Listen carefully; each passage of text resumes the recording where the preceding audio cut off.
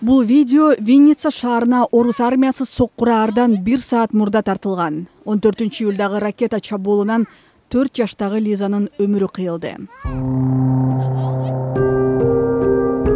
Ал эми анын апасы Ирина Дмитриева бутунан ажырады.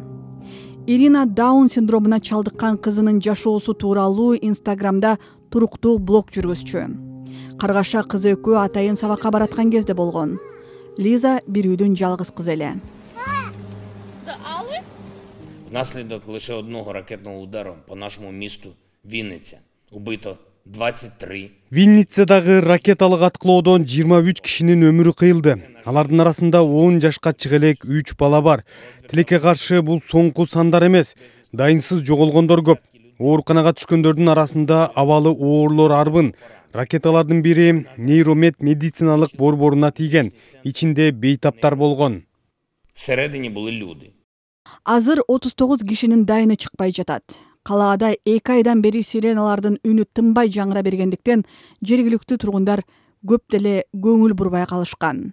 Більшість поранених – це ті люди, які знаходилися загиблих на вулиці. Наут кеткендердин жана жаракат алгандардын көбү көчөдөгү адамдар. Сиреналар жаңырганда алар коопсуз жайларга жашырынган эмес. Анын үстүнө шаарда бомбадан коргонуучу жайлар тартыш. В інших місцях, де більш безпечно. 15-июлда Орусиянын коргоо министрлиги Винницадагы офицерлер үйүнүн имаратына жогорку тактыктагы калибр ракетасы менен соккурганын билдирди.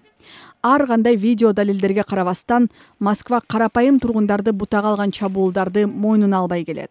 В момент удара на данном военном объекте проходило совещание командования украинского. Алмаалда соккурулган объектиде Украина аба күчтөрүнүн жетекчилиги жана курал жабдык менен камсыздаган чет элдик компаниянын өкүлдөрү жолугуп жатышкан.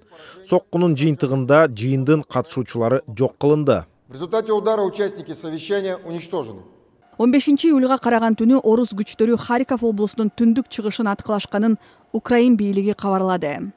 Ал арада чоң 20-га кирген мамлекеттердин каржы министрлери Балиге чогулушту. Алар Орусиянын Украинага эч себепсиз кол салышынан келип чыккан дүйнөлүк кризистин кесепетин жеңилдетүү жолдорун талкуулашат. Элиза Кененбаева, Касым Рахманкулов, Азаттык.